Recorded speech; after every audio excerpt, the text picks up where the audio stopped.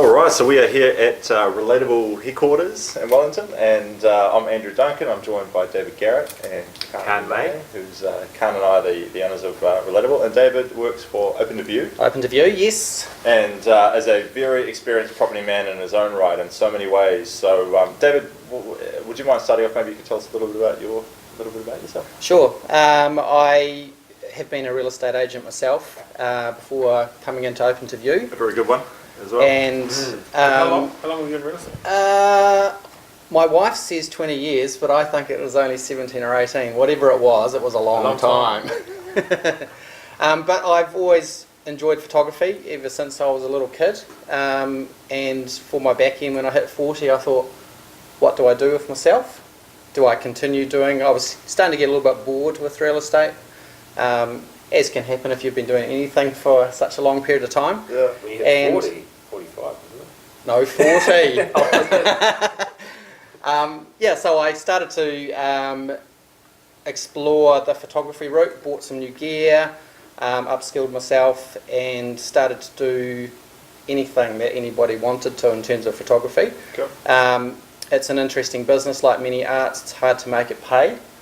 And when the Open2view franchise came up, that I'm currently in, I jumped at it. So yeah, left real estate and became a full-time photographer. I had been doing weddings up until that point and enjoyed that through the summer months. So most of my Saturdays were taken with weddings through the last 4 or 5 years. I still do a few weddings. How long before you jumped into real estate had you been photographer? 4 or 5 years, I'd say. Before that, okay. Yeah, but as a part-time kind of thing with a family, you've still got to make it pay. So as I was slowly building that business, I slowly started to pull back on the real estate side of things. Right. Yeah. So I'm quite uniquely positioned to be able to sell to agents and that kind of thing. I understand where they're at. Absolutely, and for all our clients would know, but David does all our photography for properties. He also does 3D Matterport virtual tours with the help of Rachel as well. Yep, floor plans, drone shots, exceptionally handy with drone, and video as well. But the main reason we wanted to talk to you today was to really give potential sellers some tips on how they can maximise the opportunity of having photographs taken. So it's fair to say everyone's going to pick whether they go further with your property. If you're selling, everyone's going to pick whether they go further based on the photographs that you have online. That's the number one key factor. Yeah, definitely.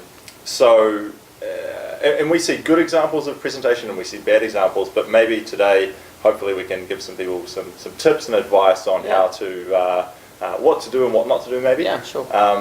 Have you got any sort of real golden things, like things that you often see that regular mistakes that people make, or good things that some owners do that are? I think basically the big mistake is that people just aren't prepared for the photos. Yeah. Their kind of D-Day is the day the house goes on the market, so they're kind of planning towards the agents coming through or that first open home.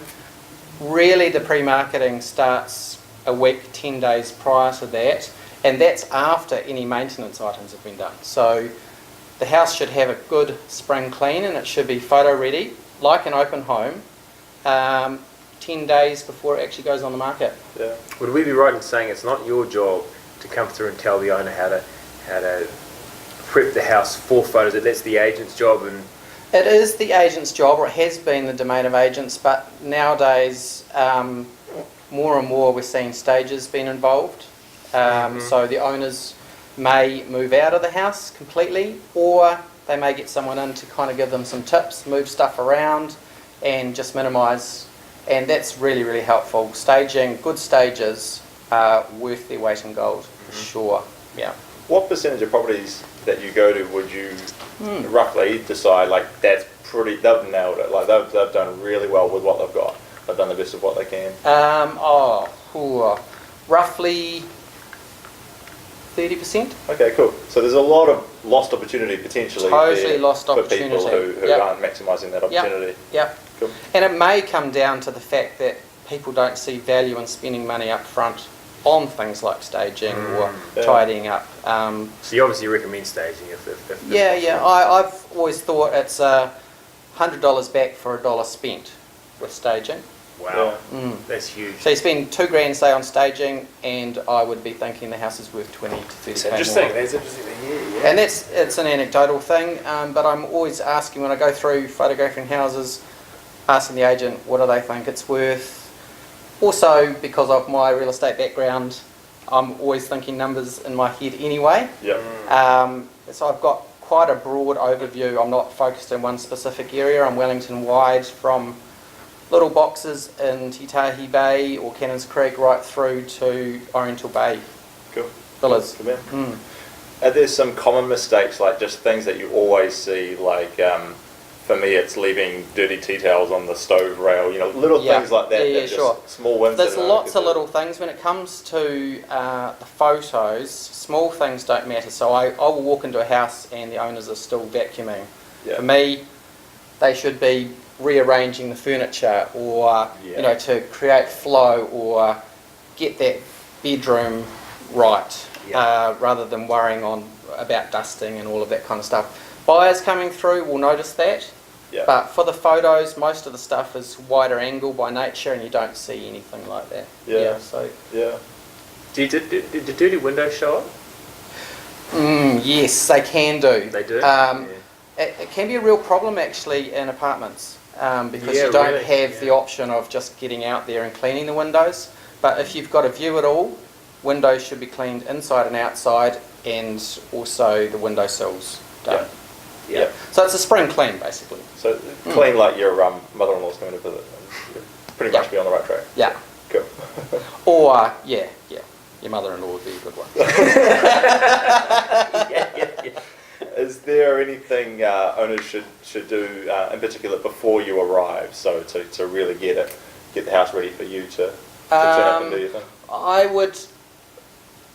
I reckon having a friend come through the house, so you've done the clean, you've got it ready, have someone who hasn't been in the house with you come through with fresh eyes, walking through from the front door, going through each of the rooms, and they'll spot things that you don't spot, whether it's that crooked picture or light bulbs missing. That's one of the banes of my life. Light bulbs missing, dead. Cool. That's interesting. They do it show happens up. all the time. Yeah, especially in rental properties. I call it the rental disease. It's like you go into a rental property and there's no bulbs working. So that's a real biggie for me. I say 100 watt incandescent, or some of the better quality LEDs. I don't like the cheap EcoSaver ones. They give it kind of a dim white light. It's got to be warm white bulb. As bright as you can, especially in transition areas like hallways, laundries, any bedroom that's kind of on the south side of the house, that kind of thing. One I spot is, Kahn and I are both 6 feet tall. When you walk into a room, you look from a certain height and you don't notice things that potentially you would see if you were at a camera height. Right. So like balances on a bed, or sheets that aren't tucked in properly, we might not see as an owner if we're walking through. But would that be a suggestion to maybe get a little bit lower, get a definitely? So for me, my default height for the camera is around about light switch. Okay, cool. So kind of like a shorter lady buyer. Maybe, I don't know. We're not selling to dwarfs, but so if you get down a little bit like that, you will see. So around beds, some agents are more pedantic than others. Generally the female agents are more pedantic about small things in the house for photos than a male. Cover over any part of the mattress that you can't see, so pull that duvet down, even if it's lopsided towards the door. So your default shots are generally from the bedroom doors looking towards windows and that kind of thing. Certainly. So if you've got extra stuff in the room that you don't want photographed, shove it all in behind the bed there, next to the wall, next to the window. Get it out of sight. For people that, another good question along that line is for people that aren't having their property staged, is there some element of staging that they can incorporate, like how important is some colour on the walls, or some mirrors, or some nice colourful cushions, or does that improve things for you? Definitely. It really depends on the colour scheme, but I always like a pop of colour just to catch the eye.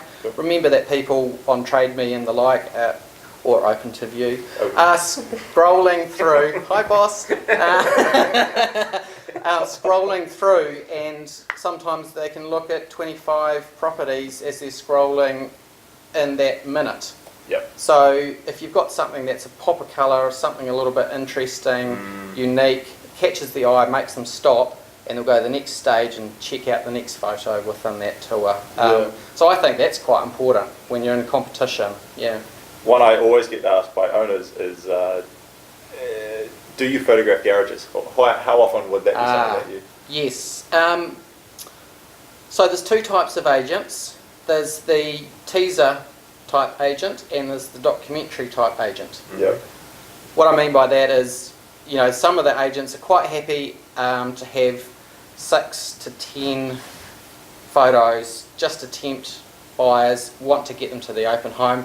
Yep. The others will not be happy with 25 or 30 photos, even though you can only sit a certain number of photos on the websites.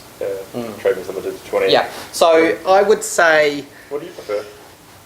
Oh, interesting. Because it depends on how good the garage looks, doesn't it? And it depends on how big the house is too. So I reckon about 12 photos should be able to cover an average size house. And you could stretch that to 15, 18. So if you're thinking 3-bedroom house, 1 of each bedroom, so that's 3, bathroom, living spaces or rumpus rooms, anything that's a little bit bigger, I'll do from a couple angles, sometimes 3 angles. So it gives the owners some options so they can get involved and feel like they can make a decision about the photos. Generally, I wouldn't take second photos of bedrooms unless there's something that's hidden from your default view. So a little tuck out, or a door to a deck, walk-in wardrobe. Yeah, I will take a photo from the far side of the bed looking back towards the door if it shows an ensuite walk-in doors or something like that. Yeah. Okay, excellent. On that note, talking about documentary type agents versus teaser type agents, do you think it's worthwhile getting floor plans, drone shots done, 3D virtual tours, providing that extra content for buyers? Do you think it helps with? We're in really interesting times in that we're slowly but surely moving away from print. I don't think print will ever completely disappear, but certainly digital is there and it's here to stay and growing. From what I hear back through the agents, buyers are asking for more and more information, whether that be building inspections, limb reports. In fact, there's an expectation there almost. There is. From what I talk, with buyers, they're like, "What's your disclosures? Where's the limb report? Blah blah blah blah." And I think that kind of moves through into the digital media provide as well. So floor plans are becoming. They're not a default yet, but they are becoming more important as part of your buyer information pack. So you're finding that more people are getting them done? Yes. Yeah. It is growing. I would still say probably only 30% of properties have anything other than standard photo tour. Really? How much does a drone floor plan cost, with Open2view, just to give people an idea of a standard house up to 200 squares is $199. Right, so it's not massively expensive in the scheme of selling a house to provide that service. The cool thing about a floor plan, and especially when it's linked through on our site, you don't know when you're looking at bedrooms how those bedrooms relate to each other necessarily, and so a floor plan kind of gives you that idea. Yeah. When I do a floor plan, I upload it onto our website as well, and then I can tag the photos that I've taken onto that floor plan. So it kind of gives you a basic interactive kind of feel, which I think is quite cool. I think it's awesome if you can allow people the opportunity to start making plans for a home too. So that's going to create more emotional connection if you can walk in and say, well, right, one day I want to remove that wall and I want to change that round. And as soon as you have renovation plans for a home, there's so much more attached to it than if it's just a series of photos. And getting a sense of flow and proportion in a house is really important. I think probably the bigger or more complex you go, the more important it is to have floor plans and other products like virtual tours. All the houses we're selling at the moment is half done, half not. I mean, the floor plan for that is just crucial. Right. So yeah. Especially, I think if you've got an international market. So if buyers are looking remotely. Yeah. So again, big premium. Ideally, there's no reason why you shouldn't have the whole whack, as much media as you can get, so that buyers have enough information to be able to make a decision remotely. And we've seen a number of those kind of deals happening this year. Yeah. Mainly with the Matterport, with the virtual tours. That really gives people enough information and a feel for the house without visiting to make a decision remotely. On that note, for those listening, we've been talking about Matterport virtual tours quite a bit. So if you want to see an example of those, most of the properties on our website, relatable.co.nz, have those virtual tours, so you can go and check them out there. Also on Open2view, I imagine you can go and check out quite a few on there. But essentially it allows you to explore every nook and cranny of the home, and we just love them. We find them hugely beneficial. Buyers can spend a long time engaging with that property. On TradeMe, they're tagged as inside view, so when you look at the listing on TradeMe, you'll see that little link there. Yeah, that's right. That's what allows you to go and see that virtual tour. So again, not hugely expensive and quite a lot cheaper than a video usually. Yeah, that's right. So up to 250 square metres, we do it for $299. Cool. That's actually quite cool. A Matterport, That's good. Yeah, I think so. That's good value. A Matterport will take about an hour, maybe up to an hour and a half, depending on how complex the house is to actually do. Basically, we have a camera that does a 360 spin, and we put it on the first point near the front door somewhere, so you start the tour, in a natural way of walking through the place, and then we basically grid the house out, and each scan point is a 360 spin, so it's a 360 photo, and then the camera software does a really cool thing and links them all together spatially in a very accurate way, so that you can see it in space in real time and look at each spot, which is really, really cool. Maybe just mention about the experience we had recently with the owner wanted to take down the names off the wall and stuff. So the 3D floor plan is very intrusive, so make sure... And that's probably going back to our prep for photos as well. It's much easier to get the room right than me have to do Photoshop later. I can Photoshop stuff or blur facial images, especially with tenants. I would naturally just kind of blur out any faces in pictures on the walls because we can't move their stuff around as much. And also, if there is car parking and license plates showing, my default would be to blur those as well. Perfect. Yeah, with the Matterport virtual tours, you essentially you can explore every nook and cranny of the house. So as an owner, just have to make sure that it takes an extra level of preparation than just getting photos taken. Because you're often capturing a room in 2 or 3 angles, so not just from the door, you're actually walking around the bed. So it's like Google Street View, but inside the house. Correct. In fact, it actually can link to Google Street View. They don't want residential properties on there, but commercial properties. An amazing tool. And so much growth in that market, and especially in the States. You actually send that across to the States to get... That's right, it gets processed in Silicon Valley somewhere. Really? Never met anybody. So when we get home, we upload our scan model, and then it comes back a few hours later, all processed and ready to go. It's quite cool. What's the best time of day to get photographs taken? And I'll start with that one first. I would answer that by saying depends on the house. You don't want to, you don't really want to do the extremes of the day if you can avoid it. So my general weeks would be, my bookings that go first are middle of the day, so say 11 till 2, and Mondays, Tuesdays are the busiest days. Simply because people are coming in and wanting to get media out for deadlines for that week to get on the market. Open homes on Sundays. Do you prefer the sun on the front of the house or the decks, or you often have houses which have sun on both sides? If it's a view kind of place,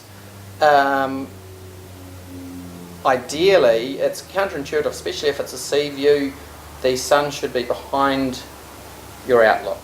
Right, so behind you as you take the photo. If you want blue water you know, that look, you've got to have the sun behind you when you're photographing. So that's a really good guide. for Seatoon, say for example, you'd want to do the early afternoon. Yeah. Do you need the sun? Like, say it was just a slightly overcast day, the sun wasn't beaming in. Yeah. Is that okay to take photo? Are the colours going to totally? Yeah. Is that a deal breaker? To me, it's not a deal breaker. For some agents, it is. They are focused on having it only sunny days, but with Open2view, our default is always to replace skies if they're grey or silvered out or whatever. We'll Photoshop those out and put in some blue. It's always blue in Open2view. Just because people, it kind of, the house pops better when there's colour in the sky. And you do a good job of it from our experience. It doesn't look at all Photoshopped or cheesy. And I don't use the like same sky every time either. I do try to match it sometimes. You'll have a patch of blue sky in front of the house, so I'll take a photo of the sky because in behind us we've got big, you know, a southerly front brewing or whatever, so I will use the sky from that day and from that time, but just drop it in on a different angle. Okay, perfect. Is there, have you got any other thoughts on, you know, common areas that people should pay attention to? We've talked a little bit about that, but just any sort of tips or advice that we missed off that you might like to mention? So if you're going from outside inside, all houses have a prettier side, if you like. Yep. And they're generally not the sides of the house, so think about the front, think about the back or courtyard or grounds. In terms of where you spend your focus, effort. that's right. Get rid of all those rubbish bins. I am moving rubbish bins, moving recycling bins all the time. Great tip. Stick them in the garage. So think about the garage as we may get a photo of it just to show people who can't get to the property, but most agents probably wouldn't put a garage shot and maybe even a laundry shot online. Especially so those can be, 20. that's right. So those can be areas where you can just move everything out. So you go through your house, minimise, think pops of colour, so reds, oranges, something with a little bit of interest. There's been a lot of stages shopping at Kmart in the warehouse. There's lots of fun stuff that you can buy, even plastic plants and that kind of thing. They actually look, fairly real. Yeah. Pretty nice. So think lush, think bit of pop of colour to lift a tired room. Net curtains. Take those net curtains down, clean the windows. Yeah. So agents generally would not have net curtains up unless they're very fancy. Yeah. And also I think the buying public wants to get a sense of how the house sits in relation to neighbours, views and that kind of thing. And you can't see that. Things as well. You can't see that if you're photographing net curtains. One bugbear of mine is, you know, when there's stuff all over the fridge. It's another one. Little things like that. Yep. So it's minimise, then step out, go out for a coffee, come back, minimise again. Yep. So basically all benches clear, and this includes especially in the kitchen, because you're not selling your coffee maker, you're selling the bench space, the amenity and the flow. So if you had a nice coffee maker and the bench was big enough, yes, leave it there. But everything else, get rid of. You're saying there's things that people have on their bench. Yeah. They've had them there for years and they become very blasé to them. Even outside, you have things outside, you know. You don't even see it. You have the bins there. You don't even see it because it's there every day. But and think up above as well. Yeah. Raise your eyes, because most people stop at eye level, especially in their own house. Right. You kind of get used to all of that clutter that's up there. Take them out, put them in the garage or put them in your shed. Yeah. So things like above the fridge, above the microwave, above top shelves. And tucked in by the microwave, those cookbooks, those pieces of paper and all of that stuff. Yeah. Get rid of the pens. If there's a phone on the bench, take it off. Actually unplug it from the wall and take it away. I'm very OCD about cords. There's loose wires under beds. Loose wires everywhere, and to do with the TV. So if we're moving into the lounge now in terms of talking about it. Yeah. Absolutely. Think about the way that you've got your couches set up. Okay. So think flow, and to make the room feel as big as possible. So maybe not breaking up a room with a couch through the middle, but maybe putting it right against the wall or And it may be that that's the best spot for the couch to be able to view your TV on the wall or whatever, but through the selling process that becomes less important than allowing people through. And you might have a busy open home. If you've got 20 people walking through your house, you don't want it to feel small, and you want those main traffic areas to be as wide open as possible, so especially if they go outside. So maybe even removing a couch if you've got a couple. Yeah, totally. Yeah.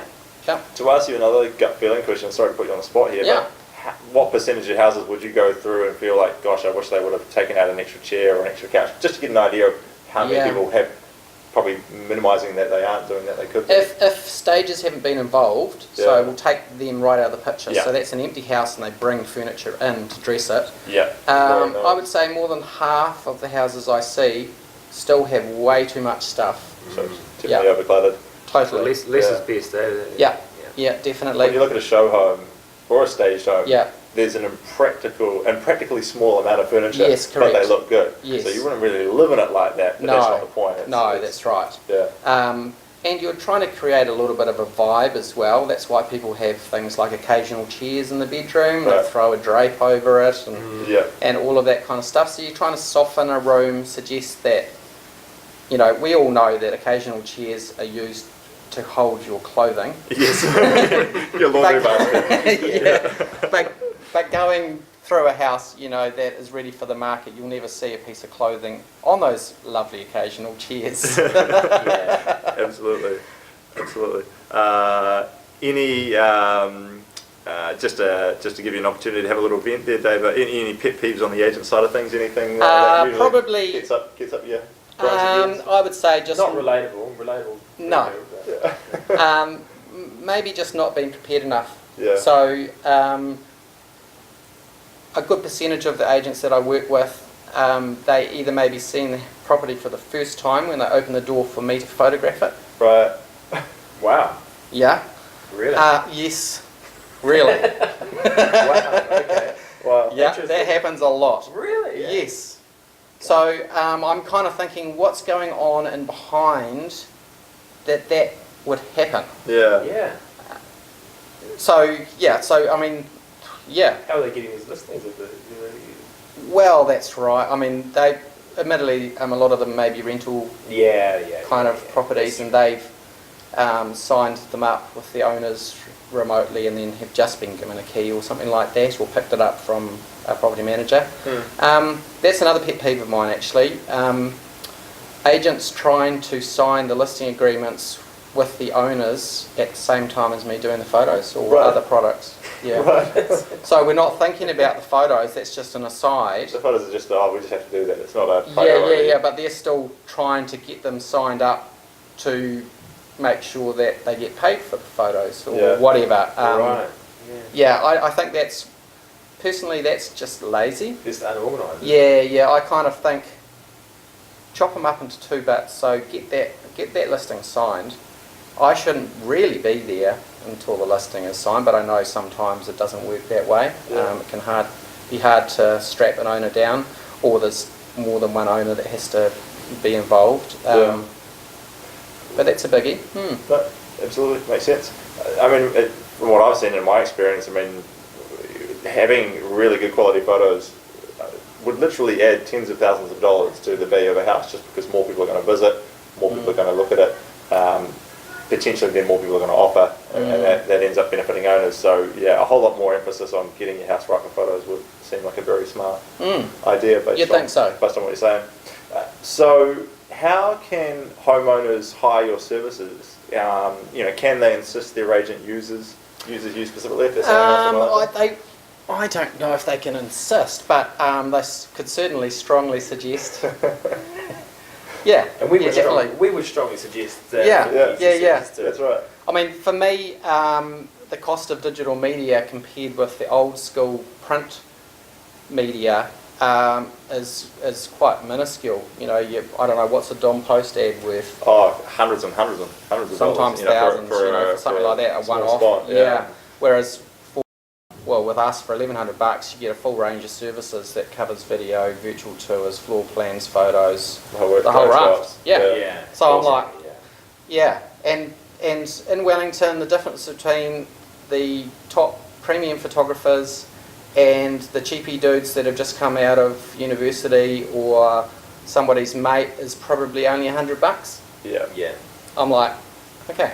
Yeah. Let's get someone who does this every day. We can see the difference. Like, we know the difference. It's not. Yeah. But a lot of agents kind of, I don't know whether it's just a poverty mentality or whatever, they just don't, maybe they just need some education and being able to get vendor funding, or I don't know. I don't know why the disconnect is there. But I mean, coming from your experience in real estate, and I hope this is a too strong a statement, but if a homeowner is listening to this and their agent is telling them, "Oh, don't worry about professional photography, we don't do that," what would you say to that person in that situation? I would have to be questioning how good they are. You're doing your vendor a serious disservice if you are throwing them out into a very competitive marketplace, saying that you're going to get premium dollars, but taking the photos on your iPhone. Yeah, seriously. I mean, have a look through, say, Trade Me properties for rent, and then compare them with the Trade Me properties for sale. The difference is phenomenal in the photography. Absolutely. And in saying that, there's a lot of property managers now insisting on professional photos for rentals.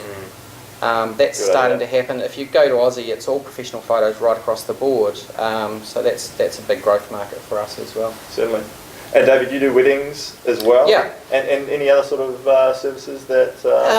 It's mainly just the weddings. I have a bit of fun with landscape. I've got a number of friends in the fashion world, and so we do a number of collaborations and fun there. There's not much going on in the fashion scene in Wellington, so if I can encourage people or come together and collaborate with people to help them and they help me, then that's fun as well. Yeah, but I would probably do 10 or 15 weddings a year. Good man. I did get up to as many as 30 or 40 weddings a year, but at the moment the real estate market is busy when the wedding market is busy, so if I get myself busy on both fronts, so now I've learnt just to meter it through summertime especially, so I might only book 2 weddings a month through the busy wedding seasons. Last year I turned down 28 weddings. Wow. So there is a valid business for me quite apart from real estate, but that's